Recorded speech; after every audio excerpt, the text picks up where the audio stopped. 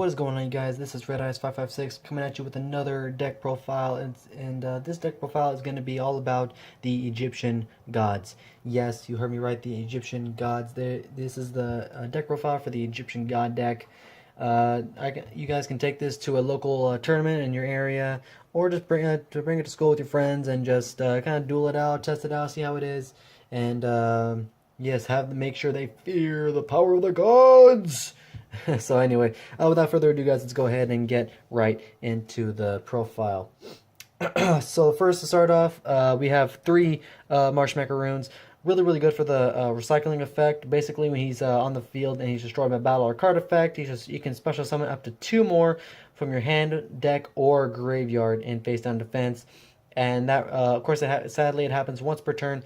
But every time it's destroyed, you can always recycle them. And of course, if they're all 3 are in the graveyard, you can activate Call the Haunted or a Monster Reborn and bring one back, and then start the whole process all over again. So yeah. Next up for the 3 ofs is the nice plushy Marshmelon. Everyone knows that when he's attacked, your opponent automatically takes 1,000 damage, and he cannot be destroyed by battle. And yeah, kind of like an infinite shield, except by card effects. Next up, we have the awesome Nimble Mamanga at 3. When he's destroyed by battle and sent to the graveyard, you gain 1,000 life points, and you can special summon up to 2 from your deck. This one sadly does not have a recycling effect, so you can only use it. You can only use the effect once. So that's why it's wise to, instead of summoning both, you just special summon one at a time, and yeah, make sure it lengthens out. And then last but not least of the 3 ofs, we have 3 Ra's disciples. Of course, use it for the tribute summon of Slifer, Obelisk, or the Winged Dragon of Ra. And when he's summoned, you can activate the effect to special summon 2 more from your hand or deck. So yeah. And then on to the 2 ofs. We run 2 Scapegoats. Of course, once flipped, you can special summon tokens. And yeah. Next, we run 2 Winged Dragon of Ra Sphere modes. This card, you guys, is amazing. It's almost like a kaiju, pretty much. You can tribute 3 monsters from your side of the field or your opponent's side of the field. Summon Sphere mode onto your opponent's side of the field, and once their end phase hits, then it transfers automatically back to you, and you can decide whether to tribute it off to special summon the Winged Dragon of Ra, ignoring the summoning conditions. This card cannot be targeted by battle or card effects, and is unaffected by any card effects. So, like if your opponent were to summon Black Rose and nuke the field, this would be safe. Basically, like Raigeki or Dark Hole, this guy would be safe because you cannot touch him. Can't touch this. I'm just kidding. Next up, for the 2 ofs, we of course have 2 Winged Dragon of Ra. This is the main god of the deck.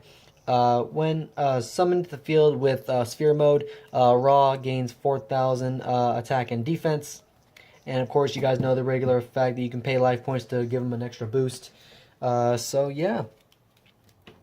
Now on to the 1 ofs. We run 1 Obelisk the Tormentor, 1 Slifer the Sky Dragon, and of course 1 Winged Dragon of Ra Immortal Phoenix. Now this is best summoned from the graveyard. So when Ra is destroyed by battle and sent to the graveyard, special summon Immortal Phoenix, and of course by the end phase it is destroyed. But when it's destroyed by the card effect, by its own effect, you can special summon a Winged Dragon of Ra Sphere mode from your hand, deck, or graveyard. So basically, you can keep bringing them back every time. So that is all that we have for the monsters. Now on to the spell lineup. I run 3 card advances. This card, guys, is really good when it's teamed up with True Name. Basically, what you do is you look at the top. You can look at up to 5 cards at the top of your deck. Put them in any order you like, And along with the second effect, you get to have a tribute summon, attributing a monster or monsters for a tribute summon. Next up, for some draw power, of course, we got 3 hand destruction. Of course, everyone knows each player sends 2 cards from their hand to the graveyard, and they draw 2 cards. Like if you have a crappy hand, just activate a hand destruction, send 2 cards that you don't really need to the graveyard, and yeah, draw 2 new cards. And last but not least, of the trios, we have 3 Mound of the Bound Creator. Basically, this card is almost like an infinite shield for your gods. Basically, they cannot be targeted or destroyed by card effects, and if if a level 10 or higher monster you control were to be destroyed, were to destroy a monster by battle and send it to the graveyard, your opponent automatically takes 1,000 damage plus any other damage if it was in attack position. So yeah.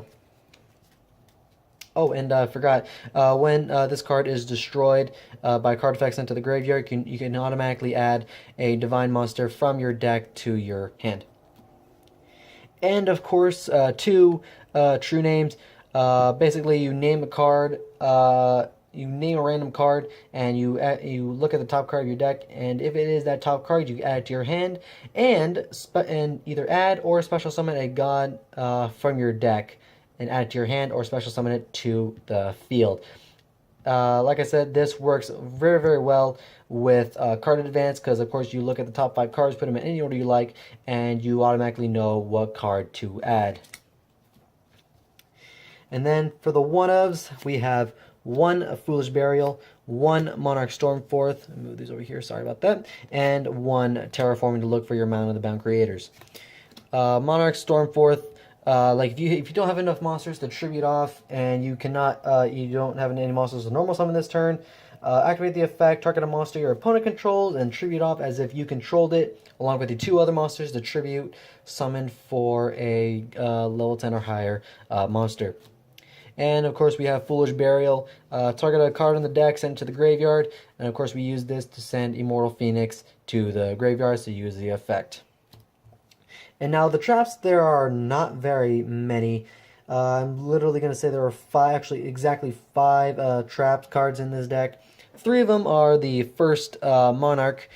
This card is in a way like a lifesaver.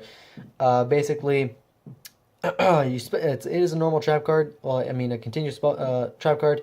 And when activated, you can special summon it as an effect monster.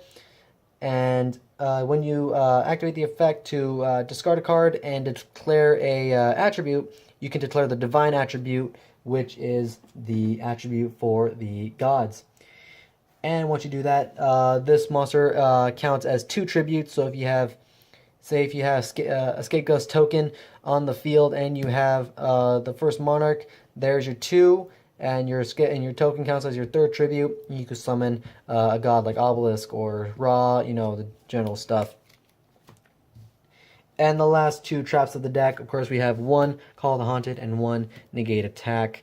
And everyone, of course, knows Call of the Haunted, target a monster in your graveyard, special summon it in attack position. And Negate Attack, stop an attack and end the battle phase. And that is it for the deck profile, guys. And of course, I run nothing. Of course, tokens. This deck does not have an extra deck because, it does not need one. But if you guys want, you can add links if you guys want. But other than that, guys, I hope you guys enjoyed this deck profile. Don't forget to hit that like button, and feel free to subscribe down below and leave a comment about what you guys think. And I'll be sure to do more deck profiles in the future. Anyway, guys, this is Red Eyes 556, and thank you for tuning in, and I'll see you guys next time. Peace.